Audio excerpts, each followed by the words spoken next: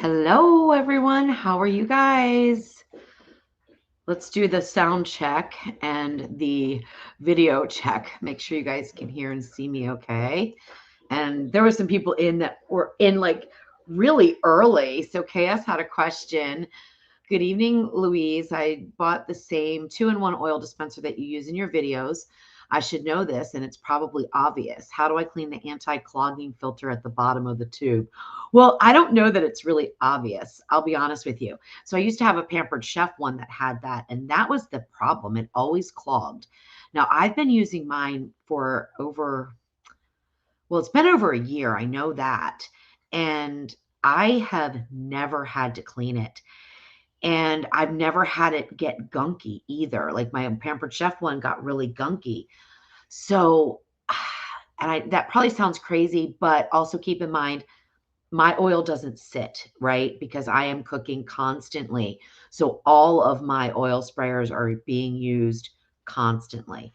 And I think the issue is if they sit too long or they get like too hot, the oil can gunk up. But I haven't had that issue. Now, how I would clean it would be to probably soak it in some hot soapy water. But then when I tried to do that with the Pampered Chef one, that's when I started having a lot of problems with it. So that's a tough one. And I don't honestly know the answer. So if anyone else has one of those oil sprayers, and I wish I would have thought to bring it out of my kitchen so I could show you, because the one that I have now is glass, where the other ones were plastic. And I think that's what you're talking about, Cass, but I'm not positive. I hope that's the one because they are fantastic. Like they are literally the best. Oh, my shirt's all weird, isn't it? Um, they are absolutely the best oil sprayers I've ever had. And then they have a pour nozzle. Like you just click it back and you can pour your oil. So I just absolutely love them. But I don't have a good answer because as soon as you start messing around with it, I found that the anti-clogging thing in the Pampered Chef one got really icky. So I don't know. Maybe if you're still in the chat, maybe you can let me know. Are you having trouble spraying with it? I guess you probably are if you want to clean it, right? Anyway, and Bob, how sweet. Excuse me.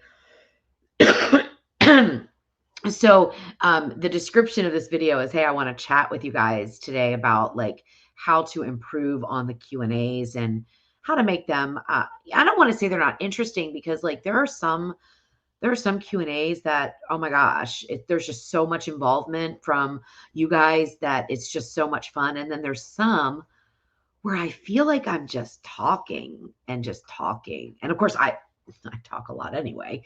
But I feel like, oh my God, people are tired of hearing my mouth, man. So I just wanted to get some feedback from you guys on what would be interesting, like, do we have a topic? Do we have like, because there's 2 Q&As in a month. Do we try to carry over like this month we're going to talk about bread, or this month we're going to talk about this, or I don't know. I mean, I don't want it to be rigid because I do like to go with the flow and see what you guys want. But Bob was so sweet. He says, I don't think you need to do anything different. You talk about food, your trips, and doing all this with a smile on your face. Your show is awesome. So that's so sweet. I think Tasty Tuesdays are a little bit more, they're entertaining because, we're cooking and stuff and Jeff is there, but I don't know. I just don't want to bore you guys. That's my big thing. Like, I just don't want to be boring. I mean, I guess I kind of am boring sometimes, but I don't want to be boring. I want to be helpful. And, I don't want to be your entertainment either. Like, I'm not going to start singing or dancing or anything goofy like that. But I do want to be helpful and informative, I guess, and interesting. My husband has this saying, and I think that everybody should like think about it and apply it. Like the people that you want around you are people that are interesting and interested. And there's a difference, right? Well, they go together, but it's different. So somebody that is interested in you as a human being, but also interesting in their own right. And that's one of the great things about having a community like this, is that I get to know you guys on these Q&As a little bit more, because we can kind of chat back and forth. I really get to know you guys in email, and I love that. I'm going to talk about that in just a minute. And I don't know. So I find you guys interesting. I want to hear from you. I want to see you in the comments. I want to read your comments.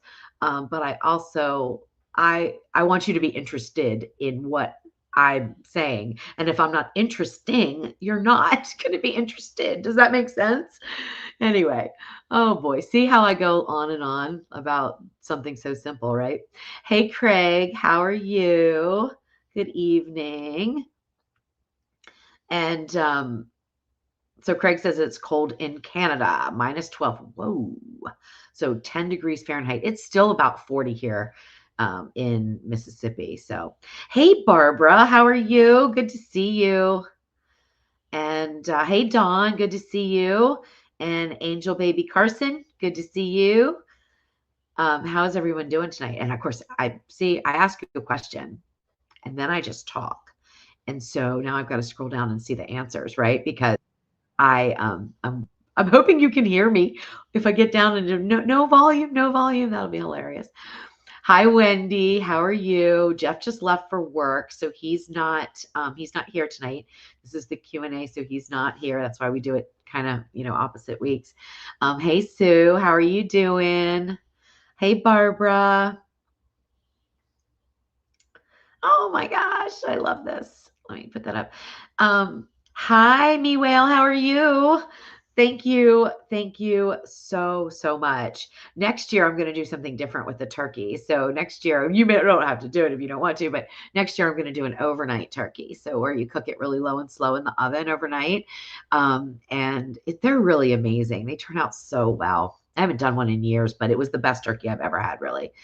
Although I don't know, because the pressure cook ones are good too. Like they're all good, right? When you cook them correctly, they're all good. Wendy says she likes the dark sprayers for olive oil. Yeah, and they do say, I mean, that is kind of the norm. Like, they always say keep your olive oil and stuff, in a dark place. But I go through it so quick, Wendy, it doesn't have any chance to do anything. Seriously. And I don't keep it in a cabinet. I guess, you could keep it in a cabinet, even if it's in glass, you could keep it in a cabinet, but I don't. Mine's right out because I use them all the time. So I haven't had any issues with that. Although I do have a funny story about walnut oil. Okay. I don't know. Sometimes, you don't know what you don't know, right? And I don't use walnut oil a lot at all. So I bought some walnut oil. This is years ago, probably like 10 years ago. Bought some walnut oil and I thought, oh, this is interesting, and I'll use it. But how often do you use walnut oil, right? So I don't know. Let's just say 6 months after I bought it, I went to use it again. Ooh, no. You have to refrigerate walnut oil. It was rancid as rancid could be. So that's just a little tip. If you buy walnut oil or any of those kind of nut oils that you don't cook with all the time, and you're not going to leave them out. Even if you cook with walnut oil all the time, though, it has to be refrigerated. So I just thought that was funny.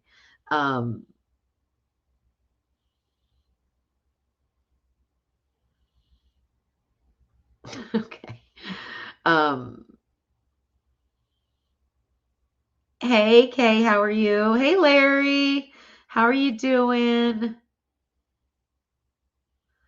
Oh, okay, good, good. So you haven't had any problems. Oh, good, because I was worried. I was thinking, oh no, I hope this isn't going to fail for people because mine's been working so well. Um, I wouldn't worry about it. If it works, it's like kind of one of those things. If it isn't broken, don't try to fix it because you can often do more harm. And I mean, it's not like it needs to be clean, right? It doesn't need to be clean, especially if you're using your oil and you're refilling it. It's not like bacteria is going to grow, okay? Because oil is not something that bacteria is going to grow in very easily. So you're not going to have any issues. It's not like a safety thing since you can leave it out at room temperature anyway. Hi, Grateful. How are you? Oh, thank you. Thank you so much. I appreciate that. Happy holidays to you. Um, all right, so let's see. Got my mother-in-law, a Prestige Smart XL Pro Cook 10-in-1. I don't know anything about that brand, so I can't really speak to whether or not it's good or not. I would imagine, I mean, pressure cookers, electric pressure cookers have been on the market for a really long time. So I would imagine that it's going to be just fine. I don't know what the 10-in-1 means. I'm assuming it. I mean, 10-in-1 could just mean it has a whole bunch of different like steam features and things like that. I don't know if it's one like the Ninja Foodi that has the crisping lid, but probably not, or I would have heard of it, I think. Anyway, somebody would have probably told me like, hey, there's a new pressure cooker air crisper in town, right? Because the Foodi is done for. It's just done for. Like when they time out, when you guys, whoever has the Ninja Foodi, the original ones, whether it's 2 lid or 1 lid, when those time out on you, it's over. It's so sad. I have so many. It's going to be probably, I don't know, 2095 before all of mine bite the dust. But you can still find them here and there, but not too easily. But if you love it, you find one, pick it up. Hey, Heidi, how are you?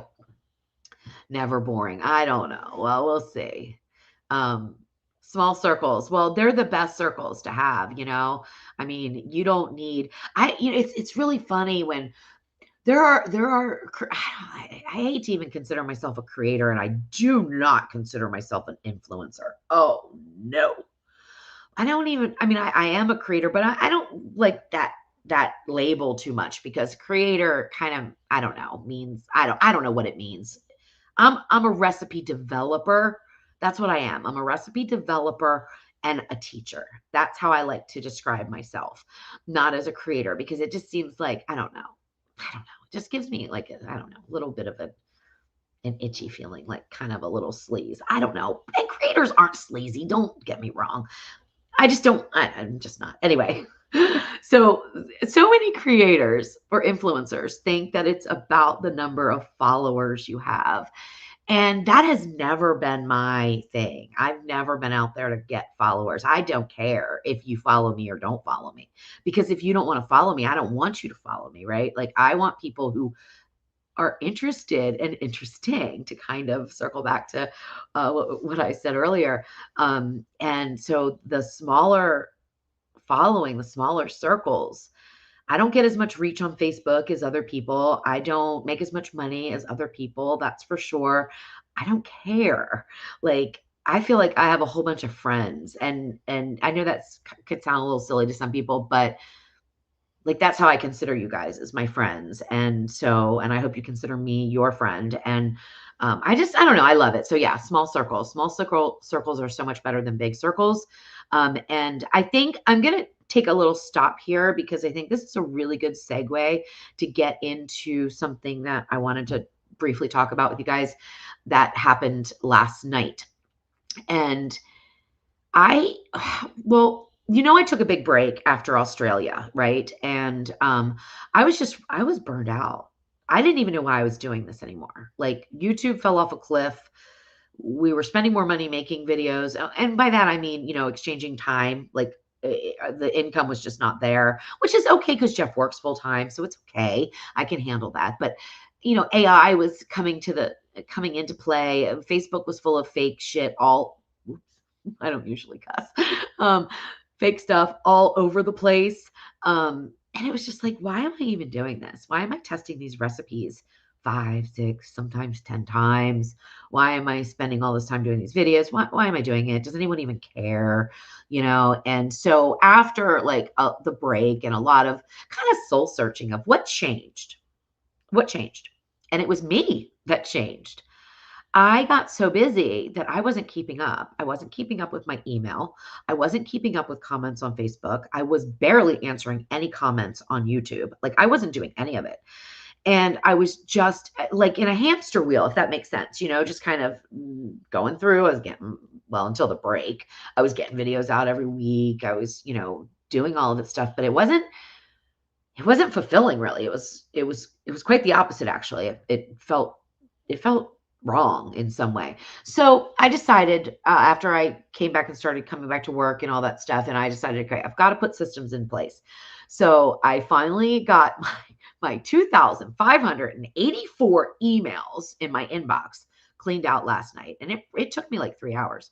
I found emails from people all the way back to last year that I should have answered, and I didn't answer them. So now I have a completely new system in place that is amazing. And it's, oh my gosh, I know I just did it last night, but it's so great. When I go into my inbox, all I see is what needs to be responded to. Everything else gets filtered into, like all the spam and stuff gets filtered into a different label in Gmail. So, and they're all color coded. Oh my gosh, it's so brilliant. So and some of the emails from a year ago, I didn't even answer them because I was so embarrassed. Like, somebody emails you in January with a question about how to do something. You're going to email them a year later almost. I mean, you look like a fool. But the emails that were like within 4 or 5 months, I did. And I just apologized because it was the truth. They just got buried in pages of spam that I just, every time I opened my email, I was like, close it down, close it down. So I started emailing people last night, just saying, I'm so sorry, I didn't get back to you. How did it turn out? Some were just more recent, things like that, like, oh, I dropped the ball, and, how did it work out? Did you make it? Blah, blah, blah, blah, whatever. And, some were a little bit more personal level emails. Some were just about cooking things, but it didn't matter. I was, there. And as I was finishing up this project, I started getting emails back, and I was like reading them, and I was like, this is what I've been missing so much. I've been missing that interaction. When I could spend more time on Facebook, there could be a thread of a back and forth conversation with one of you guys. That's what it's all about. I mean, no matter what comes into our lives with AI and all the fake stuff that goes on now, it is truly about the human connection and helping somebody. Well, that's my thing anyway. I love to help people. So, and helping people. So it was just such an eye opener. And so now today, I actually started to build something that will help me keep track of YouTube comments.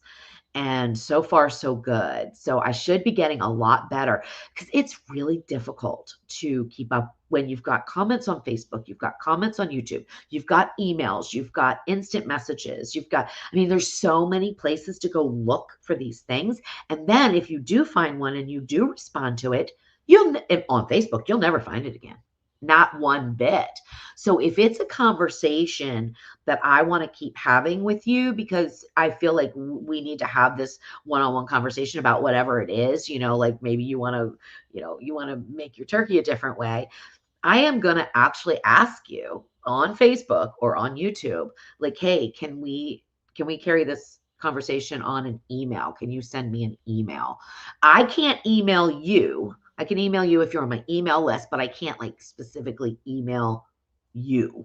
You can email me all the time, right? But I can't. It's against the law. Basically, it's against, even if I have your email, like I can respond to your email, but I can't initiate. Like I can't, like, I don't know how I would figure out your email anyway, but I can't figure out your email and then just send you one. Or at least you're not supposed to, because it's, especially if I was going to send it out to a whole bunch of people, it's against the law. But anyway, but you can email me, louise@thesaltedpepper.com, and I encourage you to do that. I really do, because 2026 is all going to be about, just reconnecting with food too, reconnecting with people, reconnecting, and just kind of, yeah, I call it, I've been saying, getting back to basics. It's about like just living in the moment and enjoying the company around you and making great food and making memories, right? Isn't that is it, making memories. So anyway, so Barbara's got a comment. I enjoy the different conversations during the Q&As. When someone has a question, they always ask. Yeah, I love that when there's a lot of involvement, and I love it when people ask questions and I don't know the answer, or I'm kind of like, I'm not real sure, and then other people in the chat chime in and give their experience, because like we learn better together. There's no doubt about that. We learn better together because we all come from different backgrounds, different life experiences. And I've said this before and I'll say it again. There is no such thing as common sense. And I used to think there was, and I used to think people were severely lacking it. But I realize now, and that's through you guys really just learning all about different people, is that there is no such thing as common sense, because we don't have the same things in common. So we don't have the same experiences. So no question is a dumb one. And everybody can pitch in and give, like, I say advice, but you know what I mean, give tips, give things like that. And even if you haven't done something, like sometimes my husband will come up with some weird stuff, like, and it's brilliant, really. I'll be doing something and I've cooked this a million times or whatever, and he'll say, well, why don't you try it that way? Oh, you know what? That's a great idea. Why don't I try it that way? And I can't think of a specific example right now, but it's like sometimes he'll just look at things from a different perspective, even though I'm the one that has more experience in the kitchen. So it doesn't matter. Like none of us are like top level, right? Nobody reaches top level, really. We always have to keep moving up and learning and exploring and taking chances. That's a big thing with cooking. Every time we go in the kitchen and start cooking, we're taking a chance, because there's times things don't turn out. I don't care who you are. I don't care if you're Gordon Ramsay, although he probably has less fails than I do, but still, I bet he does have fails, right? All right, so let's look at Grateful's comment. Currently have a veggie lentil soup in the possible cooker with some smoked sausage and a veggie BTB. What is BTB broth? Oh, better than bouillon. Thinking of making this thicker and cheesier. Okay. Well, the lentils are going to break down, so they're going to make it kind of thick, especially, well, it depends on how long you're cooking it, but and what function, but they are going to break down. So you are going to have it thicker. I don't know what stage you are in the process, but if you don't think it's going to be thick enough, adding cheese, number one, is going to increase your salt. So be careful with that. If you've already seasoned it to taste, you may have to add a little bit more broth, which then you're going to be doing that balancing act. The other thing you can do is a flour slurry, which would work perfectly fine. And I got a comment one time on YouTube. Somebody was like berating me because I put in a flour and water and I only cooked the soup for a few minutes. It was enough. I didn't need to make a roux for this. I just mixed flour and water, used cold water, flour.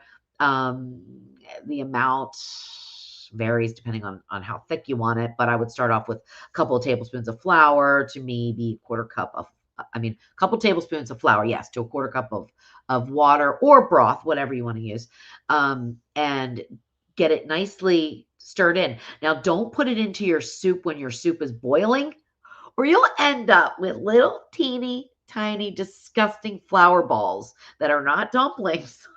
They are just disgusting flour balls. I've learned that the hard way several times. So make sure your soup cools down a little bit. It isn't rapidly boiling. Add in your flour slurry, stir it in, then turn your heat back up and bring it up to a nice simmer, and then cook it for a few minutes, and that'll thicken it up nicely. Let's see. Hi, Doreen. How are you? Hey, Bonnie, how are you? I was just thinking about you. And I'm so glad that you were able to tune in. I think that the change in the day and the time maybe didn't work for you, I think. But anyway, we've missed you. So cheers and welcome. Oh my gosh. Heidi says it's 12 in Northern New York. Oh my gosh. Hey, Derek, how are you? I'm glad you're home from work. Hopefully you can relax. Thank you, Dawn. Thank you so much. Yeah, Wendy. Oh, you know what? So we had a sunroom. It's not a sunroom. It's an enclosed porch, because sunrooms do a little bit different. So we had that built here. This is because I wanted to do wood fire videos outside, and I wanted to have a sink in like an enclosed area. I actually want to be able to vent the wood fire out through the windows, which I haven't quite done yet. But anyway, it has nothing to do with cold weather. I was just thinking the other day, I probably need to do something because we have the sink and it's outdoor plumbing and it's not insulated or anything. And I'm thinking, I better do something. And I was thinking, do I need to drip a little water or should I just wrap some insulation around the pipes? So, yeah, good point. If you have exposed outdoor pipes and it's very, very cold, you do want to insulate them or drip a little bit of water. Thank you, Cheryl. Thank you so much. That's another thing. So Cheryl says, hi, Louise, you're absolutely not pouring. Thank you. I love the step-by-step videos. I'm a visual learner, so they are great. Thank you. And I don't want to ever stop those. I am going to start doing some short form videos, but they're totally different. They're totally different. And I don't enjoy them as much, but I'm hopeful that I can put my spin on them enough that they are at least like a little nugget of information shared along, not just something, entertain. I mean, I want to be entertaining, I guess, but that they actually give you some value, because some of these cooking videos, in my opinion, give you nothing. I mean, they give you absolutely nothing. Like, what are you going to do with that? You watched it, but what are you going to do with it? And I don't want to do that. So I'm working on it. But the step-by-step videos, that's where I feel comfortable. That's where I really love what I'm doing, is when I can actually just walk you through a recipe, from start to finish. And they're as long as they're going to be, I mean, we don't try to drag them out, but they take longer. So I'm not changing that. That's not going to change. That format's never going to change, or I'm going to get out of the business altogether, because I have to do that. That's my heart and soul, is just teaching. So, hey, Debbie from Ohio, how are you? Yes, Martha. You caught me live. We are live. Oh, that's right, Bonnie. You weren't feeling well. I forgot about that. And hello, Leanne. How are you? Is it cold? You're in Virginia, just south of Washington, which I know because I grew up in Maryland. So is it cold there? I haven't even been checking the weather there, because why would I, right? I don't live there. So so Angel Baby says, I don't eat meat. I'm a vegetarian, but I still love your cooking. Well, thank you so much. I'll be honest with you. I'm not a huge meat eater myself. Of course, that can come with some problems, because I could eat carbs. Give me some potatoes any day, right? But my husband's a huge meat eater. I am not. I could probably live without it, to be honest with you. I am scared to death to do vegetarian recipes. I don't want to call them vegetarian, just like I don't want to call them keto or something like that, because I am scared to death that I'm going to break a rule and get blasted all over the place. But I love vegetables.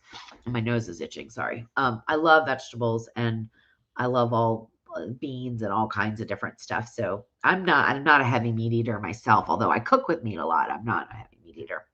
But I'm glad you like my cooking. I don't know how many of my recipes don't have meat in them, though, because I would assume most of my audience is meat eating. So anyway, I'm glad you like them, though. All right. So Barbara says her mom always cooked her turkey all night. Yeah.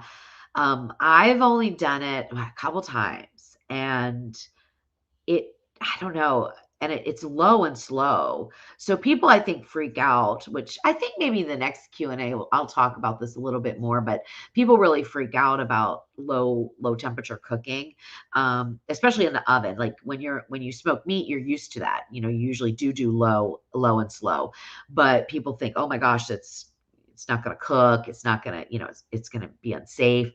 But pasteurization of anything, but meats in particular is what we're talking about here, is not just about temperature. It is about time. So even if your turkey, you have a certain window, though. So if you're at 250 degrees and you're cooking your turkey, you need to get it up to above 140 before 145-ish, before the 4-hour mark. That's kind of like the target. Like after 4 hours, or up to 4 hours, it's fine. Hit that mark at 4 hours, and then it doesn't matter. Like you could take another hour or 2 or 3 to get up to your 150, which is really where you kind of want to stop cooking your poultry. And if you hold meat, I don't remember the exact amount of time I'm going to go conservative on this. I'm going to say it's 7 minutes. I think it's 3 though, but let's just say it's 7. If you hold your chicken or your turkey at 150 or 55 degrees for X amount of time, let's say 7 minutes, right? It is just as safe as if you get it up to 165 for a second. So it's about time and temperature. So we can undercook these things. And when in the US, when the FDA came out and like gave all these guidelines, people like took them as gospel. They're really doing it to give a standard, right? And the other thing I'm going to tell you real quick while I'm on this subject is different meats. You know why you can eat beef as long as it's not ground? You know why you can eat beef at lower temperatures is because bacteria does not penetrate through to the meat. It's only on the surface. So as long as we get the surface temp up to a certain degree, which we almost always do because we're going to sear our steaks, you know, at the end, then we have so much leeway with how we cook them. That's why we can eat rare steak and, you know, be fine. With chicken, you do want to get it up to, you can actually cook it, I think as low as 140 or 145, but it has to stay there for X amount of time in order to make sure that any bacteria that would be harmful to us is, you know, eradicated. Now, the other thing is, in order to get sick from undercooked poultry, the poultry has to have the bacteria in the first place. It's not like it gets inoculated from your oven. Like it has to have it there to begin with, and then it multiplies. I mean, it's microbiology, right? So then it multiplies in the perfect temperature range, which is below 140, and what is it? Below 140? Wow, below 40? No, above 40. Between shoot, I'm stupid.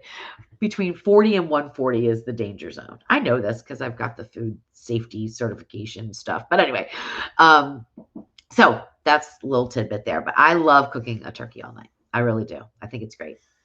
All right, KS, bye. See you later. Oh my gosh, it was minus 17 in northern Alberta. Hey, Simon, how are you? Oh, Bonnie, thank you so much. So I love when you talk to us. You're just like a good friend. Well, I hope I am. I mean, I know we don't know each other personally, but I feel like we do have connections, and I think that they're just as important. In fact, sometimes they're a little bit healthier than our day-to-day relationships. I don't know. I mean, I'm not talking about my husband, and that's a wonderful relationship. I'm talking about, you know, how we all have, like, most people have a little issues with family, little issues, you know, here and there. So I kind of feel like sometimes we're in healthier relationships with people we meet and don't know. Maybe they don't have all the prior knowledge of us from when we were, you know, 14 years old or whatever. I don't know. But anyway, I know, Bonnie, I'm sad too. Bonnie said that the foodie is no more. I know. I'm so upset. I'm so upset. Um, Barbara. Yes, they are.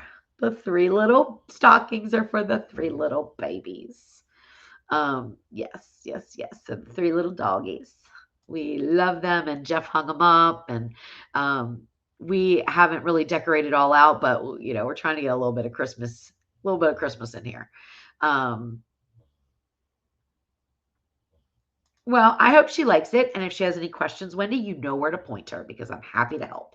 So if your mom needs help with that pressure cooker or, you know, needs advice or whatever, of course she probably knows more than me, but you know, I'm here if she needs it. Um,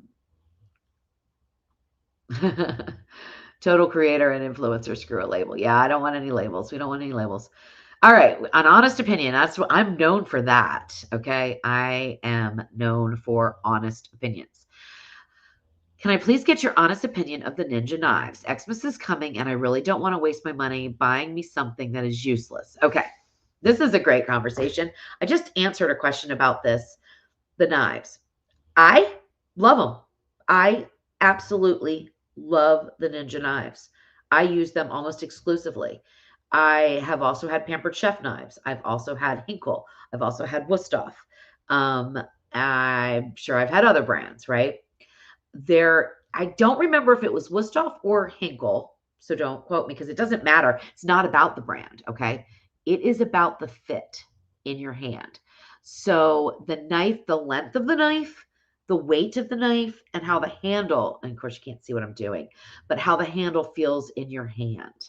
And that actually can change over time. Like I'm noticing some knives that I used to be really comfortable with, I'm not as comfortable with now. I have a little bit of arthritis going down in my thumb.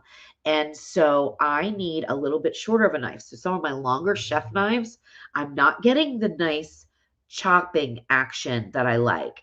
I'm feeling a little clumsy with it. And if you feel clumsy with your knife and your knife isn't sharp, that is danger waiting to happen. That's how you cut yourself. So what I recommend is I believe that the Ninja knives are very well weighted as far as balance goes. So the handles have a good weight to them, but they're not too heavy. I really like the way that they kind of fit my hand. But what I would say is if you could find them in a store where you could actually like feel them in your hand, and kind of do that chopping motion and see, does it feel weighted? Does it feel good to you? That would be great. Now, if you have to order them online, order them, try them out. If they don't feel good to you, send them back, period. End of discussion. Because you can sharpen knives and they'll be sharp, right? But if they don't feel good in your hand, it doesn't matter if they're sharp or not sharp. You're not going to want to use them. So that is the main thing. Also, I do have all the different knives, from Ninja and stuff like that. But you don't need to even do that. If you just want to buy one chef's knives or the Santoku knife, which the Santoku knife is the one that's got like the little ridges in it. And that's like for prepping vegetables and stuff, because in theory, the vegetables are supposed to kind of slide off, just gives a different cut. And it doesn't do anything. It doesn't give a different cut. It's just the way the knife is designed. I think they're designed to slide off. I don't know if it really happens or not, but, you know what? I think it does because it creates a little air pocket. Now that I'm thinking about it, when I use my solid chef's knife and I'm chopping vegetables, they always get stuck to the side. When I use my Santoku style, it doesn't. And I do believe that Ninja has a Santoku style knife. So buy just one and see how it feels. And then you'll know if you like them. I really like their slicing knife, which is a very long one. And it is just for slicing. You can't chop vegetables with a slicing knife. I mean, you can, but it's very weird. I mean, I've done it because I'm lazy sometimes and don't feel like getting the other knife out. But you can't, because you can't get the chopping action that you need to have. So anyway, so that's my advice. I do love them. They stay sharp, but you still have to sharpen them. But if they come, I think, with a sharpening blade, I think they do, right? I mean, a sharpening thing. But all knives need to be sharpened. All of them. I've had mine for probably 4 years. I know when they're getting dull, I don't sharpen them as much as I should at all. I mean, professional chefs sharpen their knives every single day, like every start of shift, so to speak, every start of service, every cook they do. I don't, and I probably should, because I dull them a lot, and a dull knife is an unsafe knife, and it's a frustrating knife. Even if you don't cut yourself with a dull knife, which you're more likely to do, which is kind of weird. People don't really think that way, but it is true. You're more likely to cut yourself with a dull knife because it doesn't go through what you're cutting as cleanly and efficiently as it should. So it has more chance of slipping and coming off and biting into your finger, basically. But yeah, so I've lost my train of thought already. See, that's what happens to me. I just ramble on and then I lose my train of thought. But oh, I don't remember. If somebody can remind me if I was saying something important, I probably wasn't. But anyway, you got the drift. The knife needs to feel good in your hand.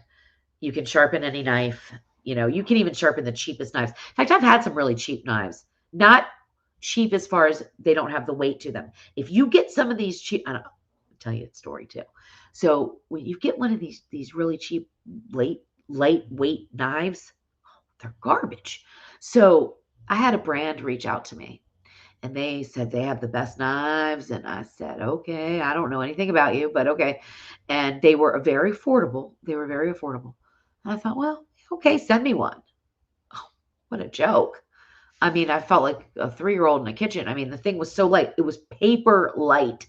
That is not a good knife. A paper light knife is not going to help you. It is going to hurt you and it's going to be frustrating. And that's why people don't like to do prep work and don't want to cut their own onions and stuff, because they probably don't have the right knife that fits their hand. So find the knife that fits your hand, and then you can go on and get a normal one. Probably like, I would say a 6-inch Santoku is just a good starter knife.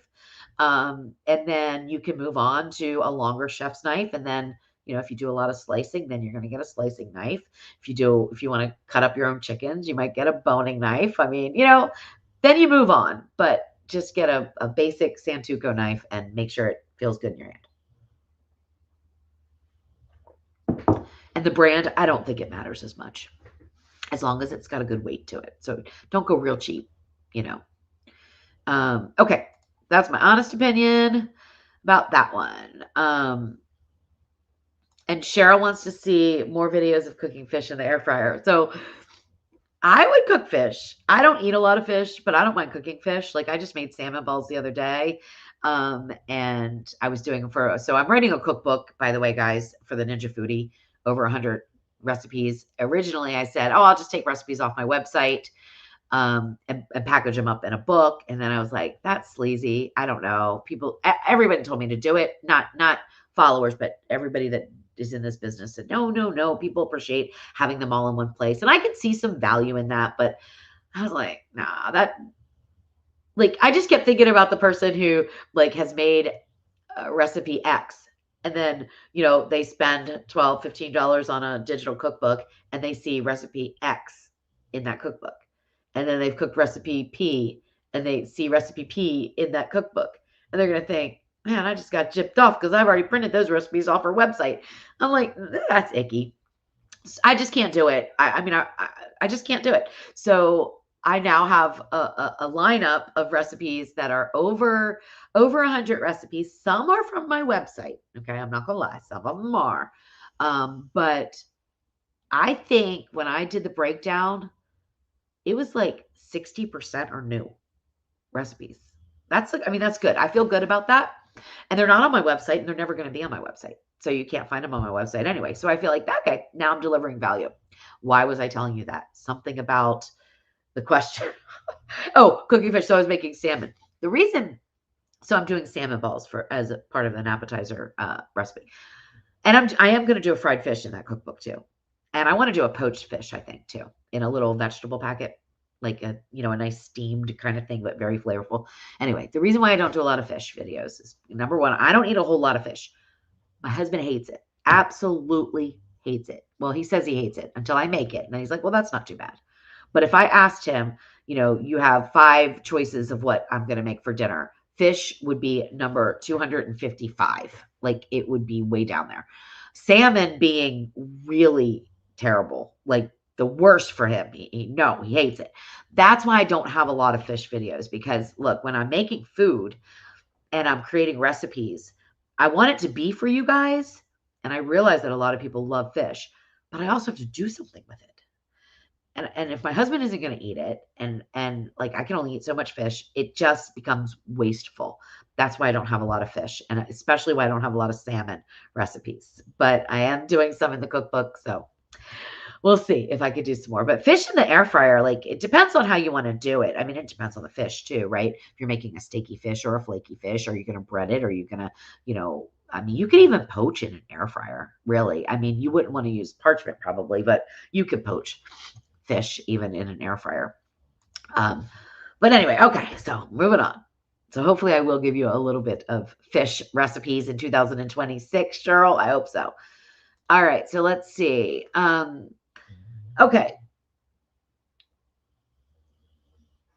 Hi, Louise. Do you ninjas in the R&D? What? Wait a minute.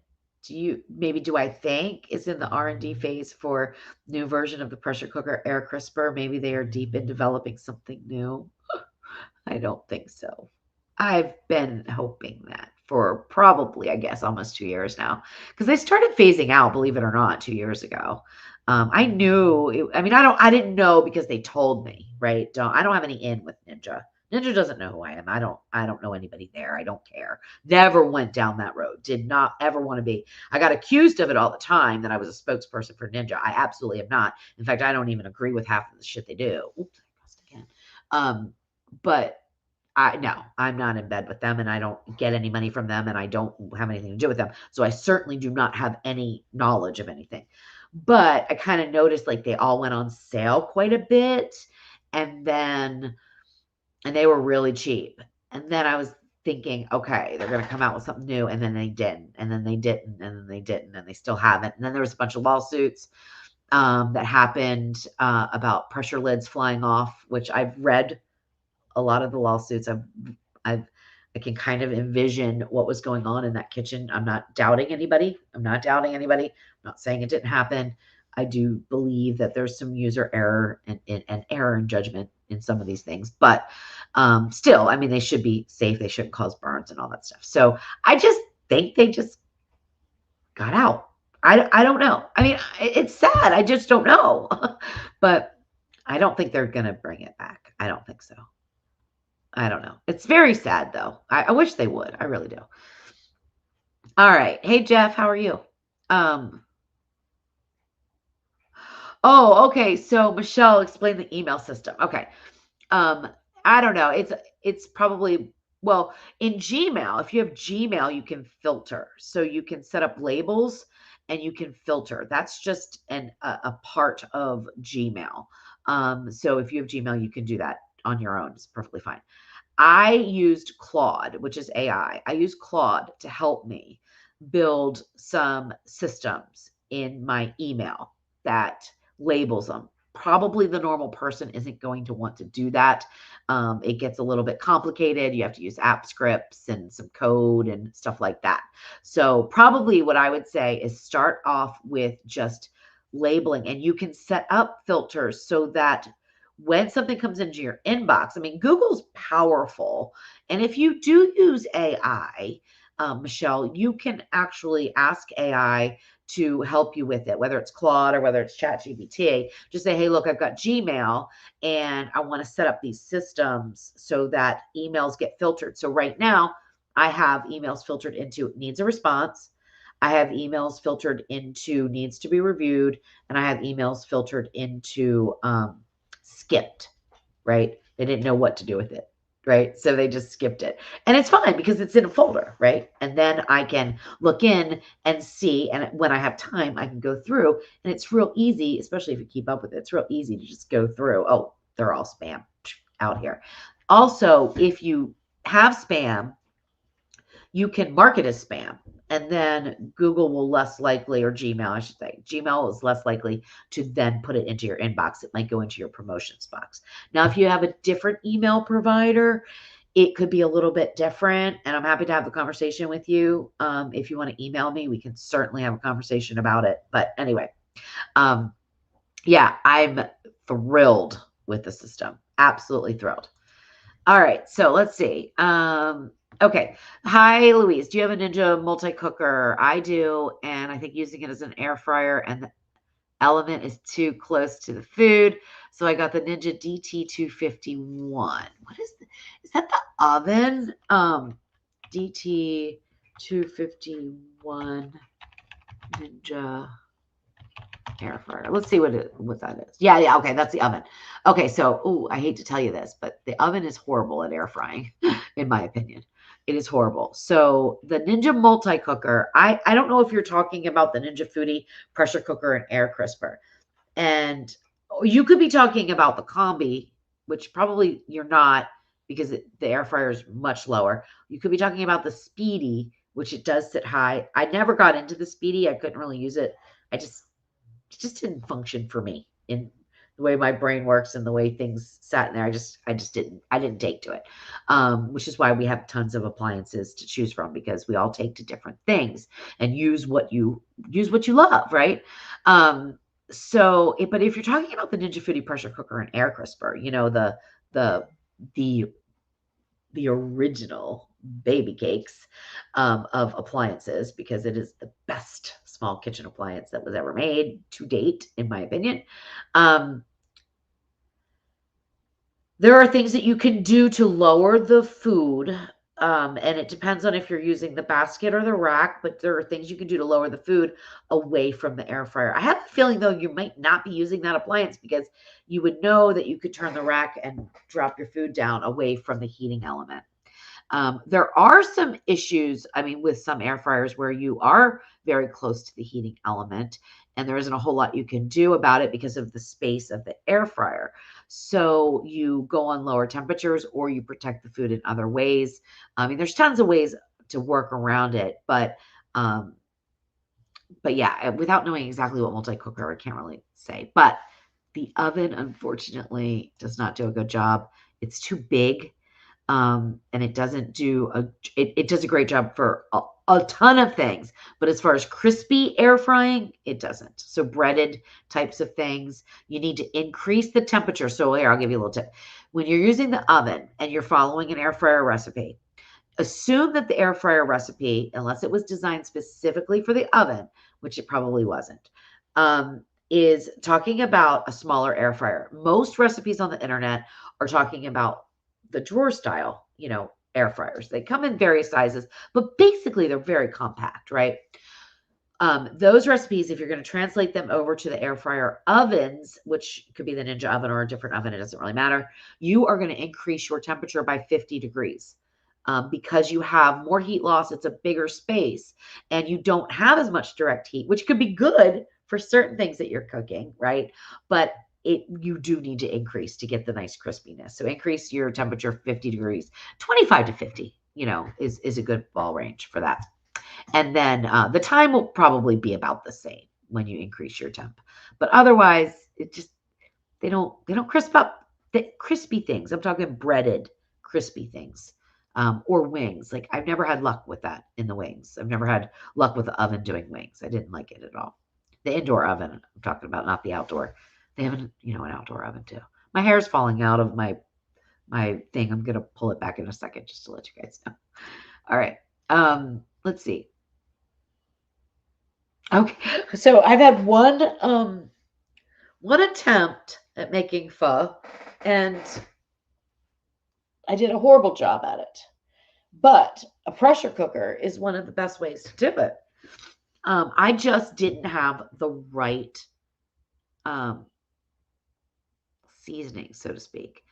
I didn't do enough research on it. I just threw in a bunch of stuff and was hoping for the best. It was very diluted. It was very horrible.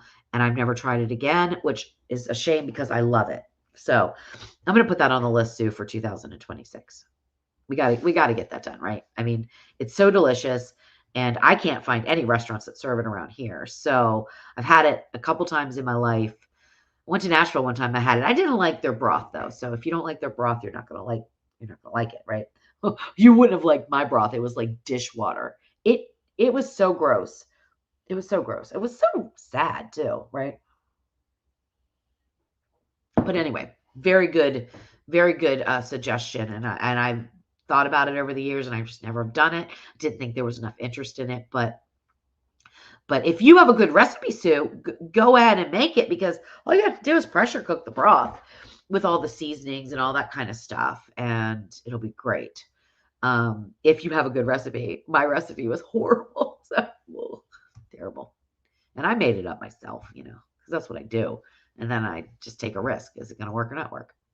How to make the merge. I don't know what that means, Wendy, because I've talked too much.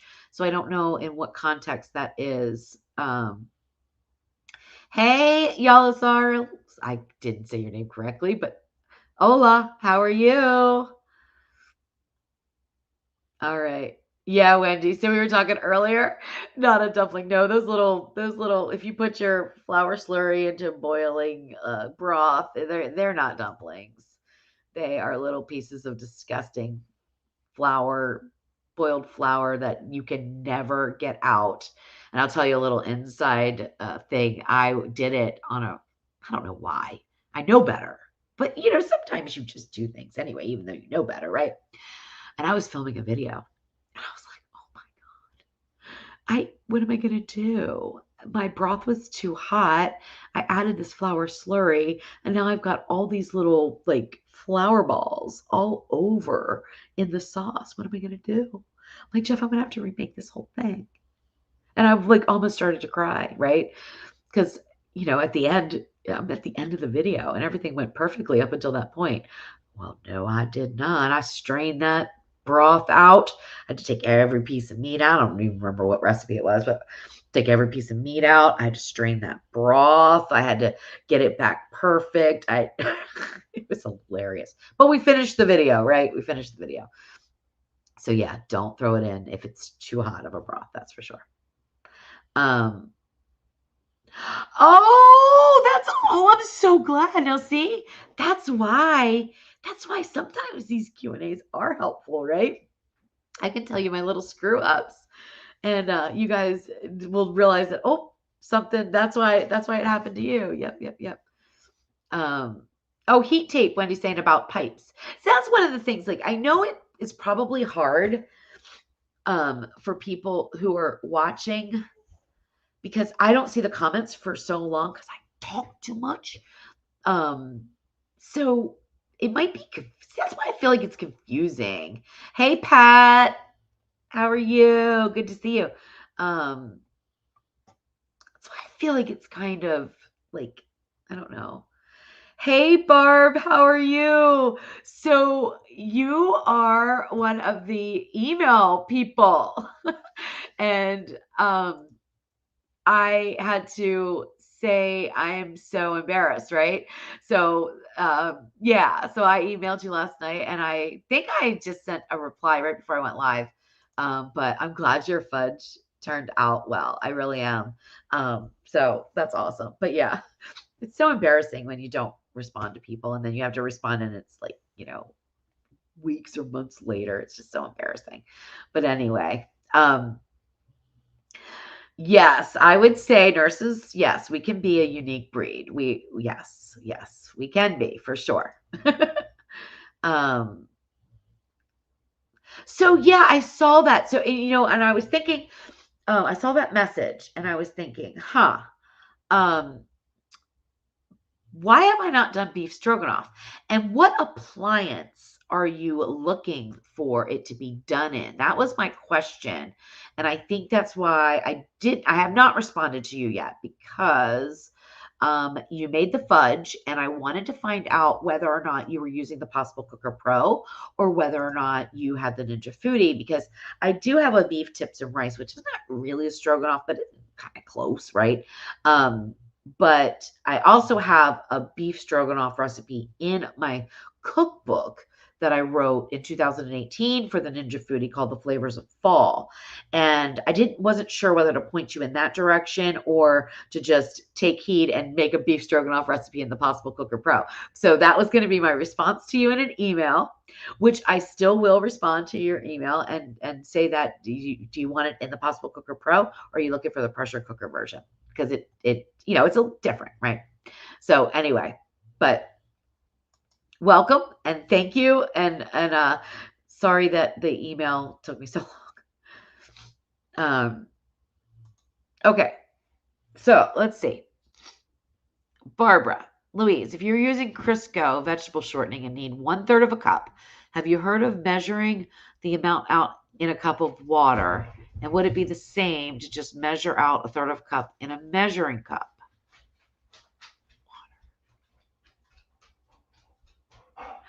I mean, I'm sort of lost and sort of following, if that makes sense. So I think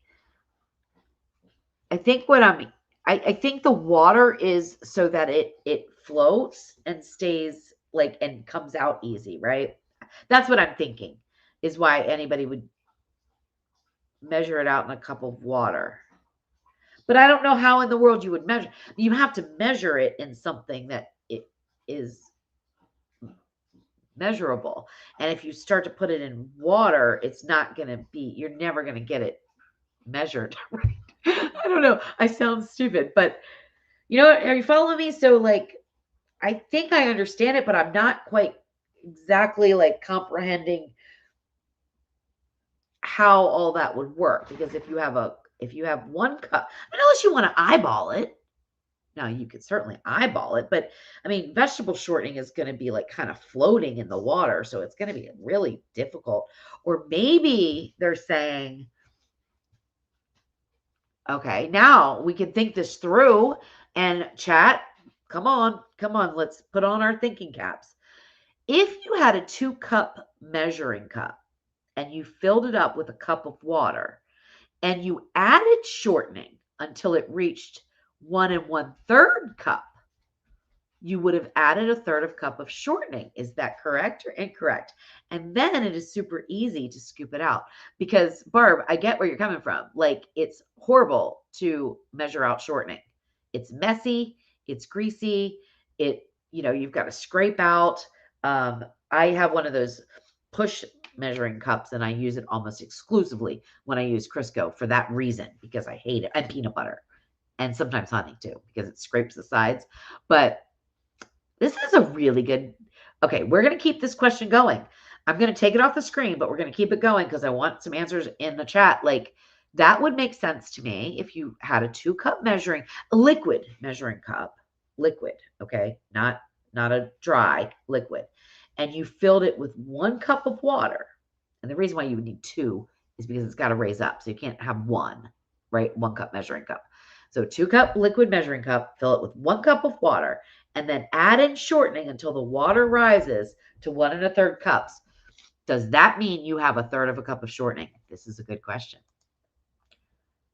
I'm going to try it. I'm going to try it tomorrow and find out, but I don't know the answer, and I don't want to say for sure. I mean, it makes sense that you would, but weirder things have been untrue or true. So I'm going to test it out tomorrow and find out. All right. So Wendy says, I just got at 5 a.m. cooked for hours, tinted and stuff. I must have missed what you were cooking, Wendy. Can you recap? I just got at 5 a.m. cooked for tinted and stuff perfection. Oh, and you're talking about your dad. Oh, isn't it just the memories that cooking brings, the things that you do, or you remember your parents did, or, whoever your loved one is, your husband, whatever, and they passed away. And then you see a dish or smell a certain food and it just invokes those memories. Yeah, it's awesome. But I didn't see the other comments, so I'm kind of lost on that one, Wendy. I don't know what you're making, but I bet it's delicious. Well, good. Wendy feels like a friend. Hey, Colleen, how are you? So I got my new email system set up. So I did respond to your email at a very much quicker rate than I previously have. So anyway, 2026 is going to be a fantastic year, guys. I just feel it. I feel it in my heart. Like, I just know that there have been so many things going on in the food space, in the internet space, in the world in general, and all this stuff. I really feel, and some scary things, and AI is a little scary, and we need to learn about it. We need to talk about it. We need to have open dialogue about using AI ethically. And there's a lot of things that we need to have conversations on, but I just feel like 2026 is all going to be about reconnection. I think COVID separated us, but then we got relied on the internet so much. I think in 2026 we're going to see even more in-person type of things. Like, that's something I'm really interested in kind of figuring out, if we could do meetups, places and things like that, and just really hang out and just really connect as humans, because I think that's what it's all about. So anyway, because computers are never gonna take us away, right? I mean, it has to be about people, always about people. Barb, we did have a good Thanksgiving. Thank you for asking. It was actually the most relaxing Thanksgiving I've ever had in my life, because I had been working on that cookbook and put the cookbook out like at the bewitching hour, so to speak. I mean, I was so late putting it out, but got it out. And I had so much food that it was frozen, that we did sous vide Thanksgiving. I took everything out that we wanted to have, which was basically a full meal, all the fixings for Thanksgiving, and we put it in like I put it in probably in the morning to sous vide. And all I needed to do was thaw and warm. That's all I needed to do. So I could go on the same temperature for all the different things. They were all in their little bags. I put them into serving things. We had dinner at noon. It was great. We took a nap. Then we got up and we ate turkey sandwiches. It was so relaxing and so wonderful. It was just, it was heavenly, really. Um, oh, okay. So Colleen is bringing in a good point that I didn't even know. Make sure you get the full hilt set. There are different ones. The full hilt knives are well balanced. Okay, good to know. I hope oh, I didn't even think about that. I didn't even think. And I never got any of the other ones, so I really wouldn't have even known that there was two different kinds. See, that's how manufacturers sometimes kind of screw you up because first of all, we all know how many versions of the Ninja Foodie there are and how many versions of this appliance, and it makes it so damn confusing. You don't even know what the hell to get. But yeah, wow. Thanks, Colleen. And this is why I love the chat and I love Colleen in the chat. I wish Colleen would live in the chat from the beginning to the end because she is full of so much great information. I learned so much from Colleen, and Colleen is an amazing person. Um, and not that, I mean, I should say all of you guys are amazing people. I'm not trying to pick one person out or anything like that. Leanne is amazing too. I mean, just everybody's amazing. You could go on and on, right? Hey Mandy, how are you? So no, I have not tried it out. People, in fact, Colleen likes hers, and somebody else, I can't remember. Leanne, it's not you. The Leanne, I think likes the crispy, but I think Leanne likes the combi the most. But I haven't gotten it. This is why, right? First of all, I don't need another air fryer. I mean, I don't need another kitchen appliance at all, period. But I don't need another air fryer. I've got so many of them. My concern is that I feel like the glass is going to break. I just feel like it's going to become a problem. Like it's going to become a problem. I don't care how they made the glass. It, glass breaks. And if you have it cold, like let's say you put in something and your food's cold, and then you put on the crisping lid and it's warming it up. If that thermal temperature change happens too quickly, your glass is shattered. If your glass is shattered, your crispy thing is broken, right? I mean, it's done because you have to have that bowl. You can't fit it on a different thing. I don't think. I don't know anything about it, but so I just it's a no for me for that reason. I feel like it's going to break. Now, I haven't seen anything or I don't know of them breaking. Everybody seems to love them, seem to work great. I think about, heat conduction and how it works and heat transfer and how it works. I feel like it's an accident waiting to happen. And, if the glass breaks, you're done, right? I mean, you can't use the crispy and then your food probably has I don't know if it's going to have glass shards in it because I'm hoping it would split cleanly. I think it's tempered glass that shatters so it doesn't hurt anything, but not shatters in like sharp things. I think it like crumbles. Anyway, yeah, I don't know. It's a weird design to me, even though I can appreciate it. I just don't know. Anyway, um, hi, End Dream. How are you? Colleen's husband hates salmon too. Yeah, I know. The omegas, right? The omegas. And Dawn can't eat fish. A lot of people can't eat fish. I just don't like fish. I do. I like steakier fish too, but I do not like my least favorite fish is definitely salmon. There's just something about it, and I know people love it, and I can eat it. Like I'm making salmon balls, I can eat it, and I can appreciate it, and I can eat a salmon fillet. I can appreciate it.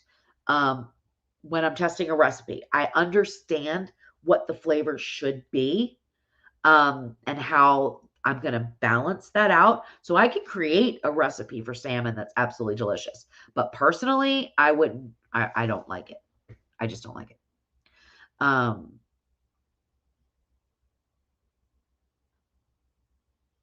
Bye, Wendy. Let's see. Well, we talked about that a little bit. I don't know, but I think, yeah, I think maybe a little bit. Well, after the lawsuits, then they had a big recall on the lid. I don't know. Again, I don't know. Um, it's a combi cooker. Okay.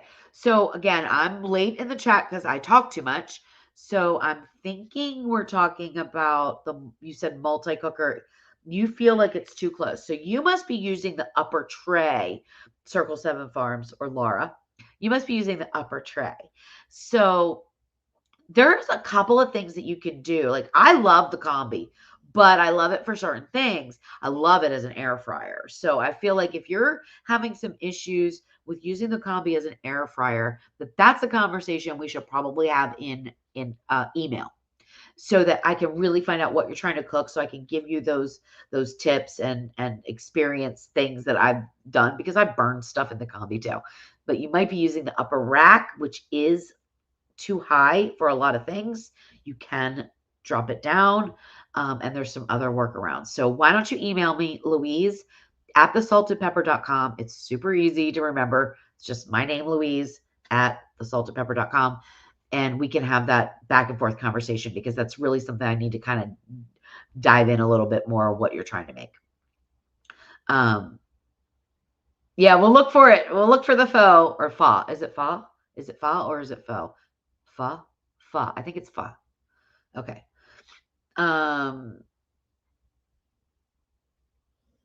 Merge with AI. Yeah. Okay, that's it. That's it. Yeah. So, I am embracing AI for what AI can do to better me as a person who wants to help people. So when AI can help me put systems into place and do code that don't know, I don't know how to code, and it can make my process of building graphics and building things like that better and easier, so I can do it and get it done. I'm all for AI. What I am not for with AI is the scammers, the scammer people that are using AI to fool you on Facebook to think that an AI food, like an AI picture, is real food, because it's not. It's fake food. It never would turn out that way. You're never going to make it look like a perfect picture, right? Nobody does. So, in fact, I wrote a song the other day, and I wrote the song with AI. Okay. Well, let me go back. So I wrote most of the lyrics. Okay. AI did help me. My friend Claude, I call him Claude. He's my friend. He did help me a little bit. I told him the story that I wanted to tell, but then his lyrics were really terrible and he doesn't really understand very well. So I pretty much wrote all the lyrics. But Jeff has a program that he uses to apply music to it. And it is the best song. Like, it is so awesome, but I don't know whether I'm going to post it. I mean, obviously, I'm not turning into a music person. I'm not. This is about how people have, like, how AI on Facebook has collapsed careers of people like me. Now, it has not affected me as bad as it has affected other people, but that's because I have you guys in my corner all the time. Seriously. I'll call them creators, other recipe developers have been decimated from fake photos, fake groups, fake profiles, fake food, grandma's best recipes, fake. It's all fake. It's all fake. But people are wising up now, and that's what the song's about. I gotta release it. I want to be in the kitchen singing it because it's hilarious. I mean, it's just so fun. I wish I could play it. I don't know how to do that. I need to look. I can build programs, but I don't know how to play a damn song on a live. How ridiculous is that? I should play it, but I don't know how. Jeff, you're probably not in the chat anymore. How would I do that? Oh, I could shut up for a minute and play it. Just, you would hear it come through my speakers and go to the microphone, I think. Do you want to hear it? How about we play it right at the end? Okay. We'll keep going down. And Colleen, yes, I think I responded to your email about cream cheese. Just before I went live, I think I did that. So I don't know. I mean, I don't think so, but yeah, it is kind of true because you cannot replace the foodie unless you get the Instant Pot Duo Crisp or Pro Crisp, which I might do and see. I didn't like it when they first came out. Maybe they've improved them. I don't know. But yeah, I don't think that's their thought process as much as I don't know. And I think some things went wrong in later year production. I think I think production value went down. I mean, they're made in. I'm not. I don't want to get in any kind of debate, but they're made in China, and I think there's been some production issues and with quality control because when you don't have a tight handle on your quality control, things can get crazy pretty quickly. And I don't know that they realized that it was going to blow up like it did. When I say blow up, you shouldn't say pressure cooker blows up. You know, I didn't think it was going to be. I don't think they knew it was going to become as popular as it did. Right? I mean, it basically the Ninja Foodi pressure cooker and air crisper like blew the market away for small kitchen appliances. It was so wildly successful. It's crazy. And I don't even know, like, that's not why I got into it. I got into it before anybody even really knew it. But I don't know. It's been a crazy ride, let me tell you. It's been a crazy ride for it. All right. I think Dawn means to say you don't talk much. I do talk much, but I think you mean I don't talk too much. I do. But anyway, it's great. 3 days later, and we'll talk about that's right, Wendy. 3 days later, I'll get to the point. 3 days later, I'll get to your message, right? Beef stroganoff would be good in the Possible Pro Cooker. You're right, Colleen. Absolutely. And Barb, it does work in the Ninja Foodi pressure cooker. It is great. I just made a red curry, which is totally not beef stroganoff. I get that, but I'm using kind of the same kind of meat, and it was just so great. And an Instant Pot for the pressure cooker part. Instant Pots have been around forever, so they're very reliable. Like they work fine. Pressure cook is you can buy an Instant Pot. You can buy a different type of pressure cooker. That is perfectly fine. The thing that Ninja got right was that pressure cooker air crisper functions, like the 2-lid or 1-lid models even. Although I still think I prefer the 2-lid, even though the 1-lid's more convenient. I still think I prefer the way things cook in the 2-lid. As a matter of fact, I was testing a recipe the other day, and I tested it in the 1-lid, and it was for a steel oats. And I have a recipe on my website for it, but I wanted to make it a little bit different and a little bit better. So I was testing it out in the 1-lid model, got the burn note, well, the water notice. And I tried it twice. I got and different things. Obviously I changed things up. I'm not that person that's going to repeat the same thing and then get the same notice. Like I knew I needed to switch things up. And I'm like, what in the hell? And I realized, because, steel oats or oatmeal, forget, like it's very difficult to pressure cook oatmeal, but steel oats, they can handle that pressure cook heat and stuff like that. But when you use the 1-lid, you have more evaporation because it's not a sealed lid from the very get-go. Like you do seal it off, but you still have this evaporation that comes out of the 1-lid model that you don't have in the 2-lid. These are both 6.5 quart pressure cookers. And it never really makes a difference in 99.9% of recipes, but with something like the steel oats, it did. So I ended up having to do pot and pot, but I ended up with the best recipe. Oh my gosh. It is like a dream breakfast recipe, and that'll be in the cookbook. It is so flipping amazing. I can't even tell you. Like I could have eaten the whole pan, and it was like an 8-inch big pan of this delicious breakfast steel oats. All right. So let's get back to this. Okay, talking about water displacement.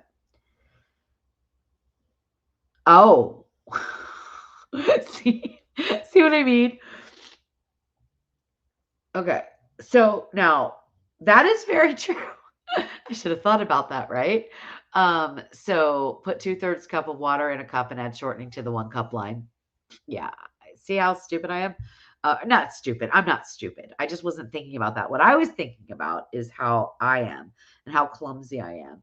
And if I got anything up to the 1 cup line in a measuring cup, like even in a liquid measuring cup, and I try to go like get something out of it, like because you're gonna have to scoop out that shortening or something like that because you're not putting the water in your recipe, only the shortening. I would make a mess. I would make a mess. So I was thinking about having like a bigger thing to put it in. Like maybe that's just because I'm just messy as hell. So yeah, brilliant, Colleen. Yeah, I feel dumb, but this is why we do these things, right? This is why we do these things. Um, so that is a really good point too, Wendy. So are we talking weight on 1 cup or fluid in 1 cup? And that is that's another thing to think about. What are we talking about here? Let's problem solve that one out. Colleen, I'm calling on you. Calling on your brain because I think mine's about done tonight. So it is a measurement of dry. It is a volume of oh Lord, this could get confusing, can it? So when we talk about 1/3 of a cup of Crisco, we are talking about volume because we are not weighing it. It is 1/3 of a cup. It is volume in a measuring cup. And in the 1 cup of water is still volume. I don't know. This is a good question. This is what trips me up sometimes. I'm gonna okay. I'm gonna vote for ask a friend. So we're gonna ask the audience. What do you think? How do we do that? Because when we measure 1 cup of Crisco, I mean, people can measure it in grams, obviously, but we don't in the US. We just measure out 1 cup, we put it in a dry measure, and then we take a little spatula thing and we scoop it out and we put it in our recipe, right? This is just brilliant conversation, guys. This is what I love. This is what I love. We have to think this out. We have to think this out. And somebody asked where they could get the cookbook. Oh gosh, I'm so horrible at this stuff. I will email you the link because I don't know it or have it stored. I mean, there are people that are much more organized than me. They could just pull it out and pop it in. I don't know. But I will find it and I will send it to you, okay?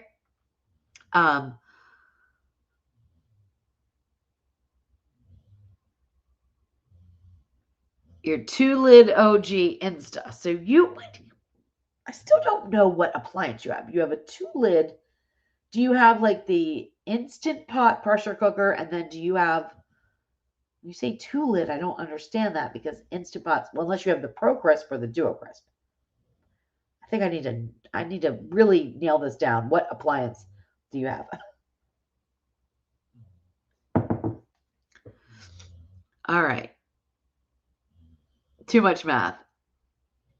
It's not really math though, it's logic. So and I know a lot of people that cook with weight versus cups, ounces, things like that.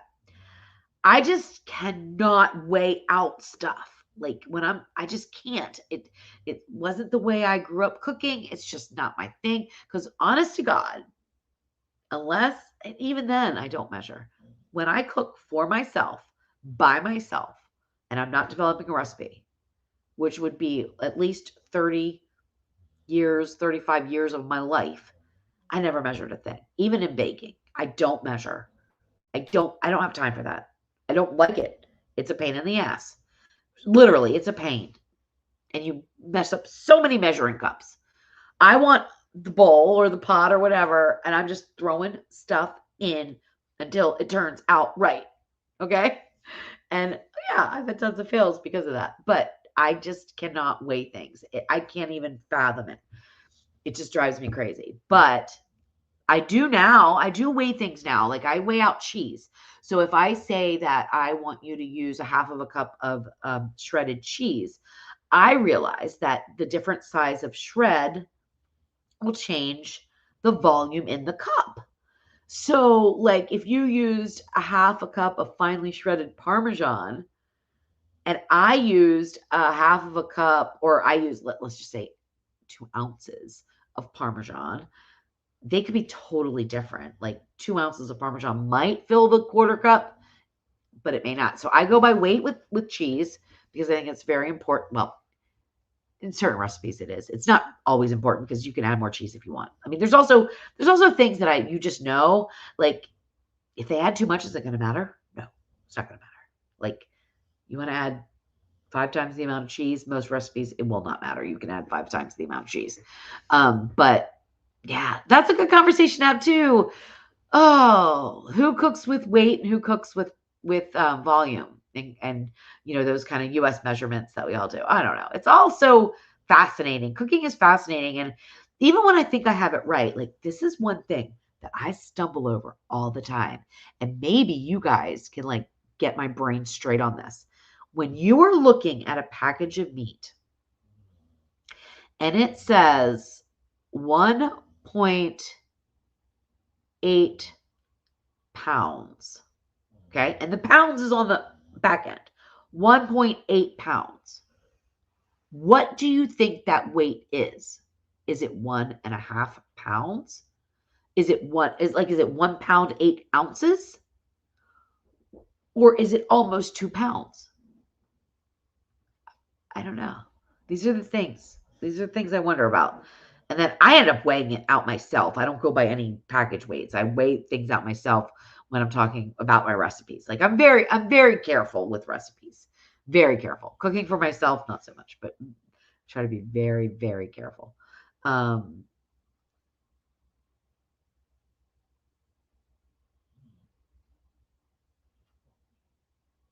right, so Bonnie's going to weigh in here. So yes, the shortening would be a solid measurement, which can be measured in a dry measuring cup, but the water is a wet measuring cup, right? So I would say it's still volume. So I think we're good here because we're measuring with volume. Volume is volume, right? We're not weighing the water. We're not weighing the Crisco. Volume to volume, I think we're good, Bonnie. I'm going to stand by that. Final answer. I asked the audience. Final answer. That's what we should do. We should play cooking games. Oh my gosh. That would be so much fun. That is what I think we should try. We should try to play cooking games. So it's basically like come up with a topic and then ask questions, and then people get to ask the audience or something. I don't know. It'd be so much fun. Like, what is that show that does that way? Um, Yeah, so Colleen's saying I cook the same way, but when I need to write a recipe for someone, I need to have a basis right. With my recipe, I use weight now. Up until 5 years ago, I used teaspoons, tablespoons, and cups. Yeah. My friend Amber cooks by weight all the time, and I'm like, oh my gosh, I don't even know if I would cook if I had to measure everything out. I mean, obviously I do now. I do now. I measure things. I like when I'm testing a recipe, it's pretty intense, honestly, because not only do things get weighed, but they also get screwed up. So I don't know if you know this or not about when I'm testing a recipe, is I test it at least 3 times and then I mess it up a couple times. So I will add in like a heavier hand of flour, a lighter hand of flour. I will add in heavier spices, lighter spices. Like I will mess it up in ways so that I kind of recreate the experience that I know that's going on in different people's kitchens, right? Because we all don't have the same idea of a level tablespoon, right? I'm not a level tablespooner. When I'm cooking, I'm probably a rounded tablespooner. So that means that I don't scrape my tablespoon off to make it level. I grab the spice out of the jar or whatever it's in, and whatever lands in that thing, if it's a little bit above, that goes in the pot. I don't mess with it, right? So it's a process for somebody like me to actually create a recipe that works. But guess what? Because I do all that stuff, obviously they do work for people because people make them. Sometimes I'm shocked too. When I release a recipe, the first couple of reviews, I'm like on pins and needles. I'm like, this is gonna work out. Are people gonna be able to make this? Is this gonna work out? And I get freaked out, like really freaked out. And then when I start getting the feedback, like, oh, this was perfect. It worked out great. Blah, blah, blah. Or if I get, feedback, this didn't quite work, then I'm like, oh, okay, where did I not explain well enough? Where did I mess up? What happened? I'll go make the recipe again, and then I can fix it. So your feedback matters, and like screwing up recipes for me matters because that's the way we do it. That's the way I do it. All right, 1 pound equals 16 ounces. Okay, we're into the weight of the meat. 1 pound equals 16 ounces. Yes. So 1.8 pounds equals 28.8 ounces. Right. Okay. So that would be close to 2 pounds. Right. That's what I thought all the time. And I do think that still. Like I kind of worked that out. But every time I look at the meat thing, I'm like, wait a minute. 1.8? Would that be, because 8 ounces have, you get my drift. But yes, I do work that out. I work that out with my husband quite often. I'll be like, okay, Jeff, we need to think this out again one more time. But then I'm like, I don't have to think anything out really because I just weigh it myself. That's what I do. Okay. Oh, Sandy, I was thinking about you the other day, and please email me, louise@thesaltedpepper.com, because I really want to get in touch with you guys. I don't remember your phone number. Sandy, I'm not going to call her Sandra, but Sandy is like one of my dearest friends from when I lived in Maryland, and she's a nurse, and we just, I don't know. She's definitely like a mom to me. And I just lost touch. I think I fell off a cliff when I moved to Tennessee. And then I just never reconnected. So see what I mean? 2026 is about connecting with those that you love. And I have tons to tell you, Sandy. So please email me. And I feel weird like messaging people. I guess I shouldn't feel weird about messaging you, Sandy, though, but I do. I'm just like, do you really want to hear from me? Anyway. Okay. Okay, why would you weigh out meat in ounces? Well, because I might write a recipe that is for one and a half pounds. So I wouldn't actually write it out in ounces, but I would weigh it out in ounces. So yeah, I weigh it out like because it can matter in certain recipes. Like this is another thing I think about a lot. 4 chicken thighs. If I say in a recipe 4 chicken thighs, that is totally different than 1.5 pounds of chicken thighs. Even though on average, I believe 4 chicken thighs is about 1.5 pounds on average. But I got some monsters the other day, and then I got some little, skinny minis. So it does change, but depends on the recipe. So sometimes the actual weight of the meat matters, and most of the time it is the shape and the number, like not the number because cooking time is going to change, but the shape of it. Like if one chicken thigh is really, really tiny and the other ones are really big, then your one chicken thigh is going to cook obviously a lot quicker. So there's a lot of things that go through your brain when you're trying to develop recipes and have everybody kind of understand them so that they know how to do it. Me, it's all instinct. So I don't pay any attention to weight, quantity. I don't, when I cook for myself, I don't pay attention to any of it. I don't need to because I've been doing it for so long. Like it's all instinct. But I know that I have to get it right for recipes. And sometimes, I don't get it right. I mean, I get it right, but I maybe didn't think it all the way through, because I get some good questions from people, like, especially earlier in the, early on, before I really even knew how to write a recipe. I get a lot of questions. Like one time I wrote, use 10 jalapeno peppers. Now, mind you, this is for jalapeno pepper jelly. Use 10 jalapeno peppers. Well, rightfully so. People said, what does that mean? Jalapeno peppers can be this big or they could be this big. Like, what does that mean exactly? You don't give a weight. You don't, you're not explaining this correctly. And they were absolutely right. So I had to go buy 10 jalapeno peppers that I thought was about the size that I used in my recipe and weigh them, right? And change the recipe. I still need to go back and like fix so many recipes. Anyway, listen, we have been chatting. This was a really good one. Colleen, yes. I gotta run too. I'm getting off here too, but yes. Yeah, Wendy says she started rolling meatballs with my papa on a chair as a child. That is just the best. That is just the best.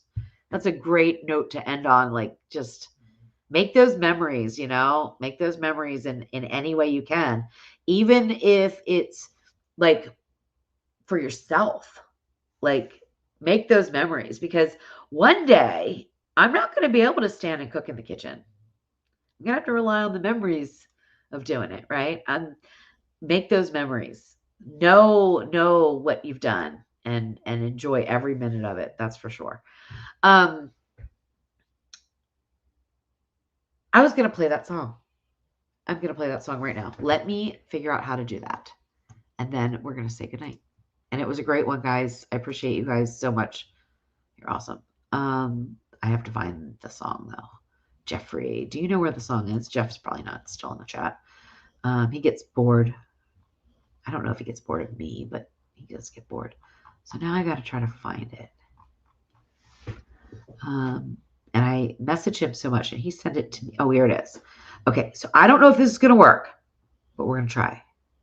Okay, let's see.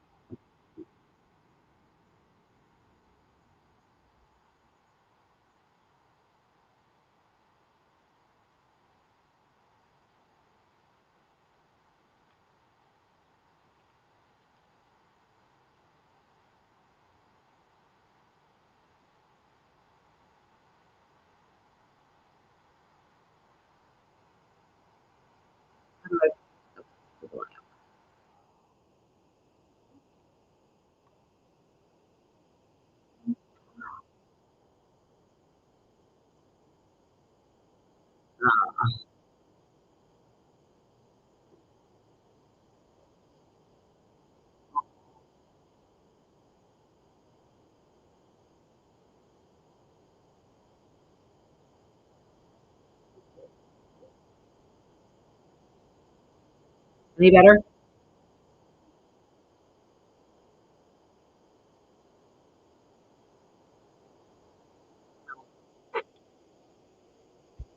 I'm a loser. All right. Yeah.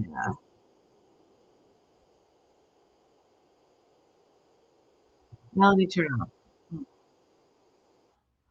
Well, that sucks. So you guys can't hear it. I don't know why, because if I could hear it, I would think that it would come through the speaker. So I don't really understand that. Somebody asked me if I had an easy bread recipe. I have a lot of bread recipes. But Lisa, what appliance do you want to make it in, and how do you want to make it, and what kind of bread do you want to make? Because it all makes a difference. Play it on Tasty Tuesday. Yeah. I don't understand though why. See, this is something that just kind of is crazy. If I could hear it, why can't you hear it? So I'm going to try something else real quick. And you guys can go. You do not have to stick around. You do not have to stick around at all. But I'm going to see if there's a way for me to, I don't know. Maybe I just don't know what I'm doing at all. There's got to be a way to do this. Because if you can hear me, I don't know. Maybe I won't do it. But anyway, it's a great song. It's hilarious. It's all about AI and stuff and scammers and stuff like that. White bread in the oven in a loaf pan. I got you, Lisa. Let me give it to you.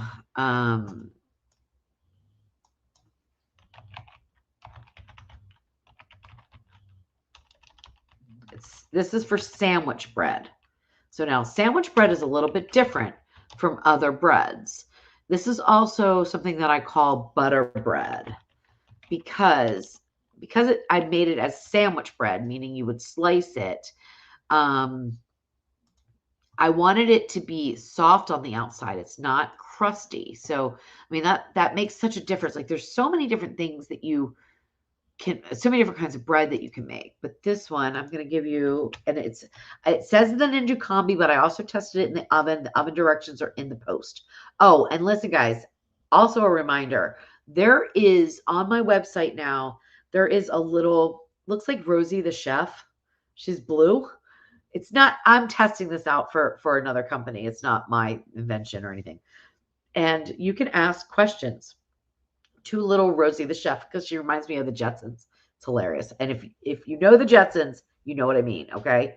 So you can ask questions about that recipe that you're on. So if you're on my website, you see, you have a question like, can I make this in the oven? Rosie is going to tell you how to make it in the oven right there in the little chat. So definitely check that out because Rosie's pretty amazing. Now, crusty bread is a little bit different than what this is, but crusty bread is good. Now, open bake, I think, is the best for that. Air fryers work great.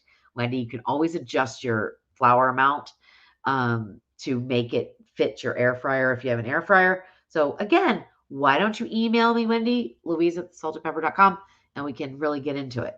Yeah, Rosie and Elroy. Yeah, just the Jetsons and the Flintstones. Like, if you know, you know.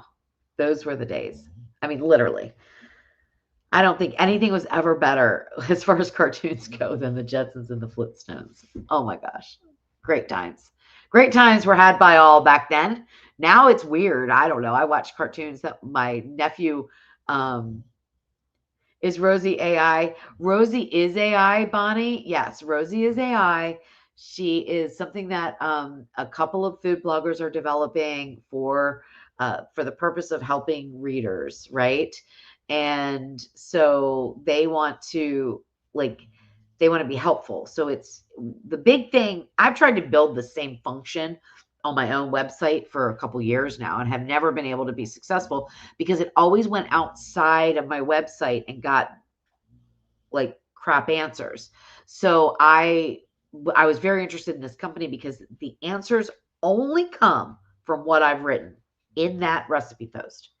If you don't, and if for some reason the answer is not there, it will tell you, like, I forget the verbiage, but it's like, I'm sorry, that isn't specifically answered in the post, but you could, and it will give you some ideas, but it will not act like it came from me if it didn't. That's the important part for me, right? So anyway. All right. Yes, Lisa, I think that would work fine. I don't think the milk matters as much in that recipe. It really doesn't matter. It's liquid. It's not going to matter. I mean, in fact, it might even actually be better. It might actually be a lighter sandwich bread, like a little bit lighter because the sandwich bread is it's called enriched dough. So yeah, you'll be fine with 1% or 2%. Perfectly fine. You'd be fine with skipping the milk and using water too. It would be perfectly fine. Yep. So yeah, everyone go on the website, check out Rosie. She is like pretty good. I haven't had a lot of time to really test her out. Like I want to ask questions that I know I didn't answer and I know I did answer and make sure she's paraphrasing correctly. But so far, I am really impressed. And the thing that impresses me the most is the people behind this technology. They really care, and they are food bloggers like me, and they're not just out to make a quick buck. They're it's very important to them. So yeah, I don't know how long I'll have it on my website because I'm in like the beta testing. So I don't know if I'm going to pay for it. It depends on you guys if you like it or not. Um, then I'll decide if I want to pay for it. But all of 2026 is all about like just making things easier for me and better for you guys. That's it. Period. End of conversation. So, on that note, we're going to wrap up, but please, anytime at all, now that I've got things organized, email me, Louise at thesaltedpepper.com, and we can get to know each other, and I can help if I can help. And a lot of times you guys help me more than I help you, believe it or not.